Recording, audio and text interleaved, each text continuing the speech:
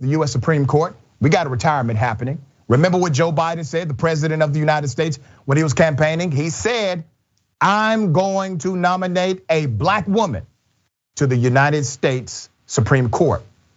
Here it is. Number one, I committed that if I'm elected president, have an opportunity to appoint someone to the courts, I'll appoint the first black woman to the courts. It's required that they have representation now. It's long overdue.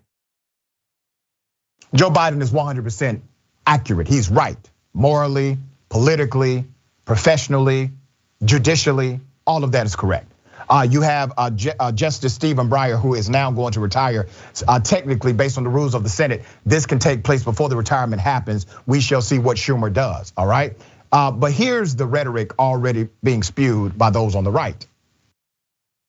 Yeah, it doesn't change the ideological makeup, but we know that what Joe Biden does best is placate to the radical element and the radical progressive base of his party that he believes is the majority. I believe he's incorrect in that. I believe that they're actually the minority. But I'm wondering the kind of justice that he would nominate. Now, again, I'm sure it will be, as Guy said, a black woman. You know, he's got a dedication to that. We saw how well that worked out with Kamala Harris, but here's to hoping that he has a better choice in mind for this position.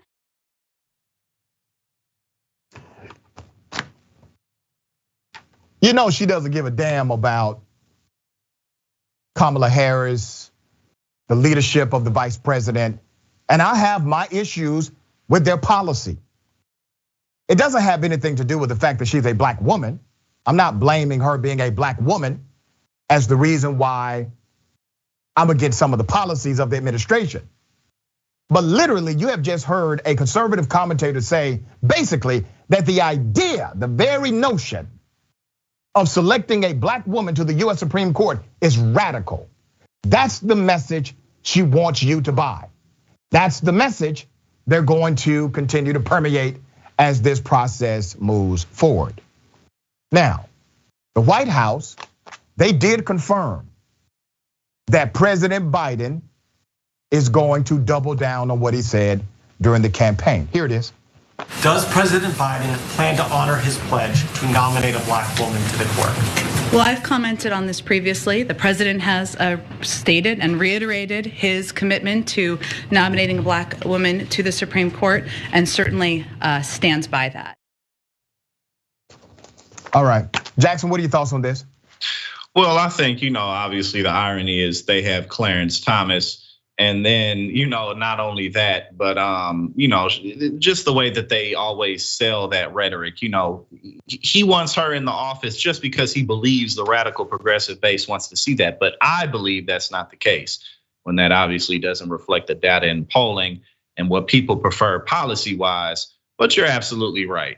Just the thought and the idea of putting a black woman in this seat, it means nothing. So why do it whatsoever? We might as well just keep the show rolling, put somebody else in there, because if we put someone who isn't white, then you're showboating. So basically any move that way is something that they can stick it to the liberals with. So you're damned if you do and you're damned if you don't, because obviously if he didn't put a black woman in there, then they would say, you said you wanted to put a black woman in there. So yeah, he has to do it. That's actually one of the promises during the campaign that I said, you know what, I actually believe Joe's going to do that. I think if Joe Biden has the opportunity, he will nominate a black woman to the US Supreme Court. And let me say this about the element of blackness, because there's some pushing back on social media saying, well, it shouldn't matter what color they are, they're qualified, right? That's the whole pushback. Well, let me be very clear. Being black in America is not a race. As a matter of fact, white is not a race, brown is not a race. We say that, race is a category. Race is a way to categorize, let me put it that way. What blackness is an experience. It's an experience deeply rooted in the social expression of what we believe socialism in the United States of America to be, especially as it relates to race. So we socialize these assumptions about each other on a regular basis. What does it do? It creates a unique set of 3 E's: experiences, exposures, and environments.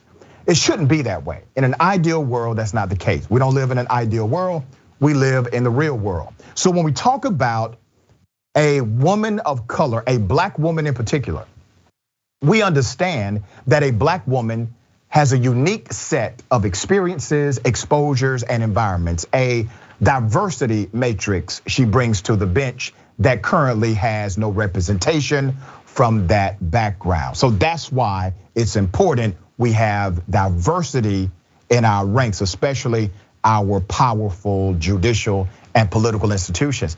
This should be a reflection of America. Right now, the bench does not represent it fully.